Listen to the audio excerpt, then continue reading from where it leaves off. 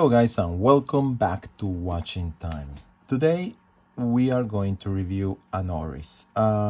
Yes, this might come as a surprise to some of you that have recently seen my videos. If you have not and you'd like to subscribe, please hit the subscribe button and go back to one of my videos that I have lately done about the Oris ProPilot X with the caliber 402.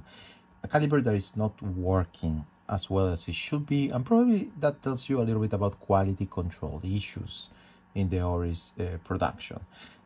Going back to the use of normal third company movements like the Celita for Oris, those I haven't had a problem ever. So probably it's more related to how these movements are being produced and the quality control overall. Anyway, here in hands I have and this has been lent by one of my retailers, which is Grimaldi in Milano. They are very good with online sales. They have good offers and promotions, so I invite you obviously to have a look. They have lent me this watch for a review because I was really curious to see it live, to show you guys a little bit about this limited edition. It's a limited edition run. Oris tends to do 2000 limited edition runs every time. The only time I have seen done a lower number has been an Italian limited edition called the Pellizzari limited edition with a very nice blue dial and bezel, Oris Aquis 43 millimeters. That is actually quite a thing compared to the normal limited editions that they do. But we're talking here about the New York Harbor limited edition, and this is also part of the series of, let's call it, Save the Ocean watches that they produce. We have seen in the past, and you will find a review video on my channel on the Carisford, for example.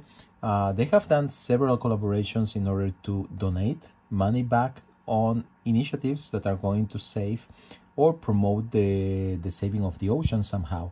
In this case, this is very much related to New York and the saving of the production of the normal grown of oysters that was found there. And what a better way to propose a watch with an oyster dial. Okay, this might not be the piece for everyone. Oyster dials can be sometimes too elegant, sometimes too fancy. Definitely it's something that most people don't wear usually, so that's to bear in mind. At the same time, it gives the dial a quality and a peculiarity that is quite different from other watches. So I was really curious to have a look very close up of this watch, and as you can see, each watch is going to be different. It's going to have a different dial design. Obviously, it reminds me a little bit of what, for example, Grand Seiko tries to achieve, and a snowflake, etc. That's very well accepted. Here we are using oysters, and obviously the design that the dial will have will vary. And as you can see, this is a very nice green shade. And depending on the angle, it's going to be a darker green, or you're going to see more all the veneers and the light changes that you see in the oyster. The other characteristic of this watch is obviously the stainless steel bezel, which is something that you normally don't see in every Oris Aquis. Usually they have ceramic bezels. The other thing that I was really curious to test here was the size. This is a 41.5 millimeters Oris Aquis. So it's the smallest, one of the smallest size compared to the 43. That's my usual. I have two Oris Aquis in my collection. And even if I have portrayed in another video the problem that I found with ProPilot X, again, I say I like Oris. I like where Oris is going. I really hope that they improve some things. And the Aquis is one of my favorite collections. It's a unique design. It's different to other divers.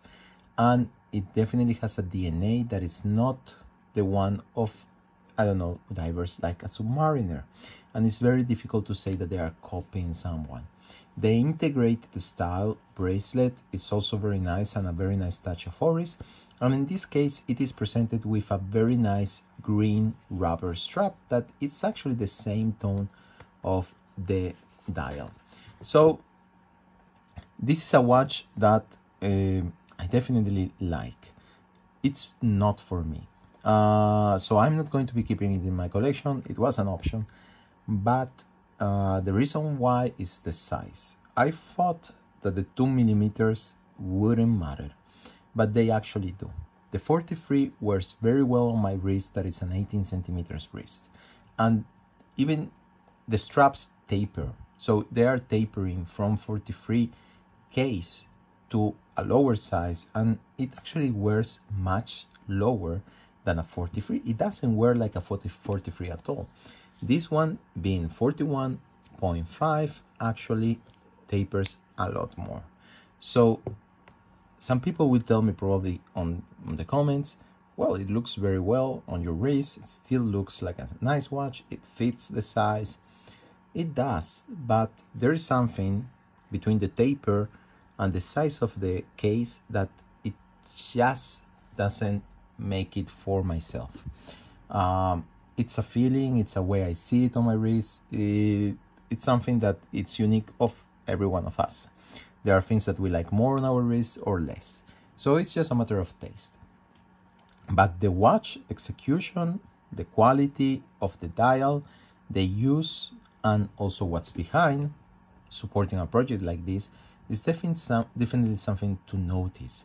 And this is the reason why I wanted also to share with you guys a little bit of this watch. And you have a close case back that has, again, the design of the oysters from the New York Harbor. Obviously the limited edition number run. The rubber strap, it's a very nice rubber strap from Oris. I really like how the clasp sits and how you can easily fit it. You have lines here in theory to cut it if you have a very small wrist. I usually don't do this. This is going to ruin the rubber and you cannot go back. So try first to fit it here and see if actually that's enough and you don't need anything else. Another nice thing that Oris does is fill out the holes they have put here for the eventual cutting of the rubber, so that they are not actually whole, but you have it covered by a plastic barrier. So that's definitely something that I really appreciate. The case is a classical Oris, but it's on the lower size. The other thing that is pretty much interesting from these versions is that they are proposing them, the pellet-sided too, in a complete case presentation. You have the bracelet that is very nice in stainless steel, and you can switch it with the tool that they are providing here. This is a multi-tool. You can have several tips that you can actually change that are closed in here. So I think this is a very nice touch from Oris. They are giving you a whole package. If you don't want to wear it in summer with the rubber strap and you prefer to have a stainless steel, you can swap it very easily. Anything else to highlight here, apart from the things that I have just said? Well, the movement, it's a Celita. It's a reliable SW200, and I haven't had, as I said before, any problems with those coming out from Oris. The caliber 400, it's a beauty. I don't know why they are having so much trouble. So if you are curious, just check one of my ProPilotix videos.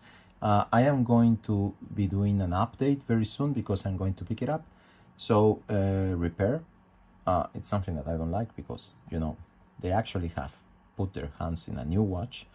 But I will share my experience with you guys. Anyway, hope you liked the video. See you very soon in the next one. Until then, please take care. Bye bye.